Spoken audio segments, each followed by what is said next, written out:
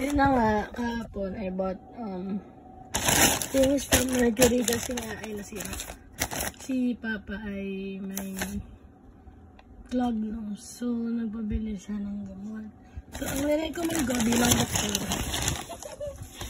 ay isang Sanadis. Kasi sobrang barado ng ilong.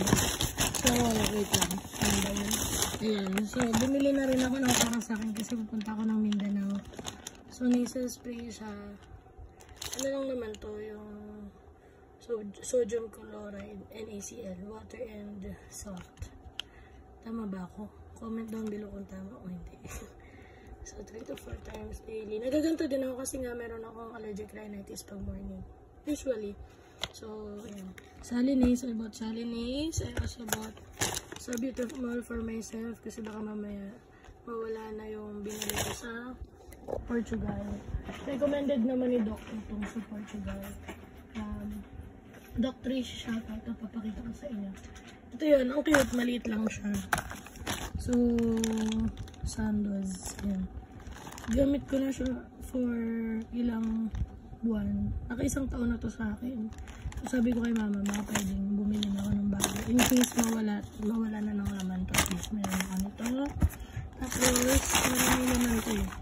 Bumili din ako ng alonka. Siyempre, pag mga biyahe-biyahe kailangan natin yan. Dami naman ito eh. Bumili din ako ng Cool Fever na pang matanda. Kasi in case na magkasakit sa mission, at least meron akong ganito. 2 piraso ata to. Ayan, 3 sheets. 2 sheets. So, mabisa na yan. Bumili din ako ng Bonamine. So, syempre, pang ano to, pang nahihilo ka, biyahilo. So, hindi naman ako mahihiluhin sa biyahe, pero nahihilo na ako kapag sea travel na. Pag ano na, barko na yung mga sinasakyan o fast craft. Bioflu, syempre, pag nagkaroon ng lagnat, nakalagay dyan o, lagnat, sipon, body pain, ubo, sore throat, headache. So, this is not a sponsored video, but I'm using this talaga. Except dito, ito hindi naman ako masyadong gumagamit niyan. Pero kailangan natin magdala in case of emergency. I also have Ascoforte, Lagundi. Ayan, madami na yan, 10+5 in case ubuhin.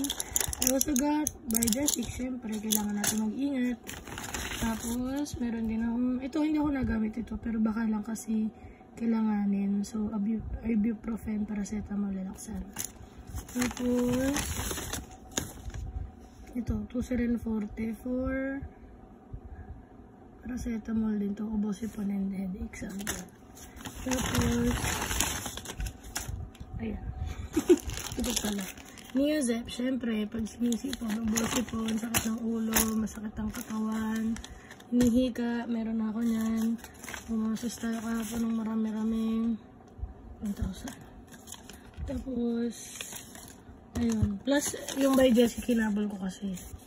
Plus 42. Bumili din ako ng mga girl stuff. Kasi, alam mo na, ano tayo, October 16 to November 28 tayo. And today is October 14. So, 2 days na nangalis na ako. Ayan, sana magkasya. Ito pa lang, ang dami ko nang dala. Salisin ko na to sa box. Tsaka ito. Para, ito din, bulky na masyado. Tapos, bumili pala ako. Ay, hindi pala. Humingi ako sa kapatid ko ng compressed towel. So, iniisip ko kapag, madaling kasi akong mainitan. So, iniisip ko, gagamit ako ng isa nito, tapos babasahin ko pang puna sa katawan kapag mainit sa biyahe.